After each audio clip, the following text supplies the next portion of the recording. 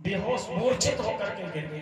ब्राह्मण जब बहुत समय हो गया तो वह द्रोण ब्राह्मण दौड़ते दौड़ते पहुंचे कि अभी तक नहीं आई भाई, इतना समय तो नहीं लगता है। गए गए ब्राह्मण, जब देखा कि रास्ते में ब्राह्मणी पड़ी हुई है, ब्राह्मण देवता रोने लगे कि हे भगवान, हम तो भूखे को भोजन कराने की व्यवस्था के लिए मेरी ब्राह्मणी गई थी और उसके साथ में ऐसा कैसे अत्याचार हुआ। वह ब्राह्मण समझ गया कि राजा ने कुछ जरूर इसके साथ में गलत किया है। कोसने लगा अपने आप को कि बताओ मैं सत्कर्म कर रहा हूं और भगवान मेरे साथ ऐसा किए।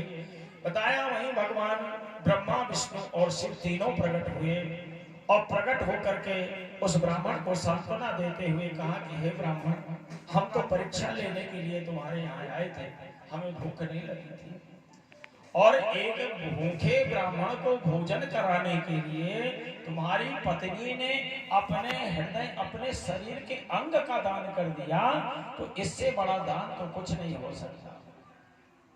इसने अपने स्तन का दान कर दिया हमारे लिए। भगवान ने अपनी माया से उसकी मूर्छा खुलाई। वह ब्राह्मणी उठ करके बैठी, रोने लगी, भगवान के चरणों में गिर गई। भगवान ने कहा देवी तुम्हें क्या चाहिए? बोले महाराज मुझे कुछ नहीं चाहिए, मैं सिर्फ ये चाहती हूँ कि मुझे आप अपने धाम में बुला लीजिए, अपने चरणों में रखिए। और महाराज मैं अपवित्र हो चुकी हूँ क्योंकि राजा की कुदृष्टि मेरे ऊपर पड़ गई है। राजा की कुदृष्टि पड़ने से मैं अशुद्ध हो गई। राजा ने मेरे शरीर को स्पर्श किया। भगवान कन्हैया ने कहा कि शरीर को स्पर्श किया है तो देवी तुम्हारी शुद्धि कैसे होगी? बोले प्रभु अगर आप कुछ देना ही चाहते हैं तो आप मेरा स्तन पान करें, आप मेरे पुत्र बन करके इस स्तन का स्पर्श करें तो मेरी शुद्धि होगी। भगवान ने कहा कि देवी मैं इस जन्म में तो नहीं, क्योंकि मैंने वचन किसी और को दिया है, देवकी को दिया है कि मैं तुम्हारे गर्भ से जन्म लूंगा। तो हे देवी मैं वचन देता हूँ कि मैं जन्म तो लूंगा देवकी के गर्भ से, लेकिन दूध आकर के तुम्हारा पीऊंगा।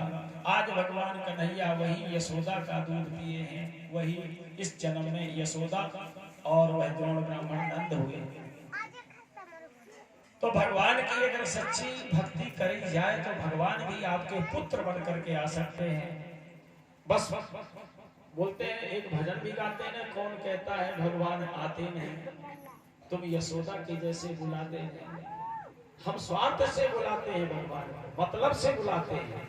कोई भी पूजा करते हैं, जल फूल बेलपत्ती अगरबत्ती जो भी चढ़ाते हैं तो चढ़ाते तो 10-5 रुपए का है, लेकिन मांगते कितना है? महाराज मेरी नौकरी लग जाए, महाराज मेरी शादी हो जाए, महाराज मेरी बीवी मिल जाए, महाराज मुझे बच्चे मिल जाए। संसार की वस्तु में डिमांड कर देते हैं भगवान से। इसलिए भगवान जो है अपन से दूर होता है कि ये तो भिखारी ही है, जब देखो तब मांगता ही रहता है। आप मांगना बंद कर दो, परमात्मा के सामने हाथ जोड़ करके खड़े हो जाया करो और भगवान से अपनी व्यथा सुनाया करो कि प्रभु आपको बताने की आवश्यकता नहीं है, सारी व्यवस्था आपको मालूम है कि मेरे पास क्या है क्या नहीं है। मैं तो सिर्फ आपको जल अर्पण कर रहा हूँ, धूप दीप अर्पण कर रहा हूँ। प्रभु मेरे जीवन की जो भी जरूरतें हैं ये आप जानिए। मालिक का कार्य है, पिता का कार्य यह होता है कि पुत्र की क्या जरूरतें हैं वो पिता बिना कहे ही ला करके जरूरतें पूरी कर दे। तो भगवान से कुछ मांगे ना, सिर्फ भगवान की उपासना करें। इसके बाद में बताया कि भगवान कन्हैया यशोदा मैया के चरण दबाते, नंद बाबा आते, नंद बाबा के भी चरण दबाते और नंद बाबा को बड़े प्रसन्न करते। मैया कन्हैया के माथे को चूमती और कहते कन्हैया अपना माथा धो ले, चेहरा धो ले। मैया कन्हैया को अपने गोद में कभी उठाती कभी खिलाती। भगवान कन्हैया की नटखट लीलाएं देख देख करके माँ को बड़ा हर्षित होता, बड़ा आनंद आता। एक दिन तो यशोदा मैया कहती कि भैया कन्हैया अब मैं बूढ़ी हो गई हूँ रे, मेरी कमर दर्द करने लगी, मेरे घुटने में दर्द होने लगा, भैया मुझे इतना मत सताया कर, इतना मत परेशान किया कर। ऐसी नटखट लीला देख करके बताया कि स्वर्ग लोक से देवी देवता जो थे वह भी आश्चर्यचकित रहते थे कि भगवान कैसी माया है तुम्हारी। और वहां से देख करके आनंद लूटा करते थे। इसके बाद में बताया है कि भगवान कन्हैया अब धीरे धीरे 12 वर्ष के हुए।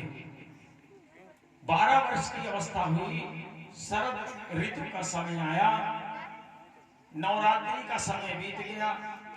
कुंवार की जो नवरात्रि होती है और उसके बाद में जो पूर्णिमा आती है उसको कहते हैं शरद पूर्णिमा। शरद पूर्णिमा का दिन था। शरद पूर्णिमा के दिन भगवान कन्हैया ने विचार किया कि हम महारास लीला की योजना बनाएं। तो भगवान कन्हैया ने कुछ बाल बालों को कहा कि भैया गोपियां में हमारे लिए तड़पती हैं, क्यों ना अपन कोई ऐसी योजना बनाए कि जिससे सभी गोपियों का सुख मिले। गोपियां मेरे लिए याद करते, मेरे याद में पागल रहती। तो महाराज भगवान ने ऐसी योजना बनाया कि शरद ऋतु का समय था, वृंदावन धाम में सुंदर सुंदर तुलसी के वृक्ष पौधे लगे हुए हैं, करील के पौधे लगे हुए हैं। उन पौधों के बीच में भगवान कन्हैया ने रात्रि 12 बजे अपनी बांसुरी बजाया और बांसुरी में मानो ऐसा लग रहा था कि बांसुरी में भगवान कन्हैया किसी को बुला रहे हैं, नाम लेकर के बुला रहे हैं। बांसुरी में ऐसा लगता है कि आवाज आ रही है कि ललिता तुम आओ, विशाखा आओ, अनुराधा आओ, रेवती आओ, पूर्वा फाल्गुनी, उत्तरा फाल्गुनी, ये सब जो सखियां थी सबका नाम ले लेकर के भगवान कन्हैया ने बांसुरी में बुलाया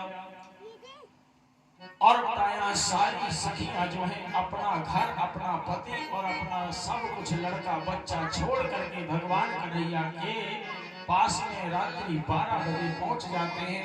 शरद पूर्णिमा का चंद्रमा खिला हुआ है और सारी गोपियां दौड़ने लगी। वहां तो सिर्फ स्त्रियां ही जाती हैं, वहां तो पुरुष सिर्फ भगवान कन्हैया है। गोपियां गाने लगी, अरे छाप तिलक सब छीनी रे मोसे नए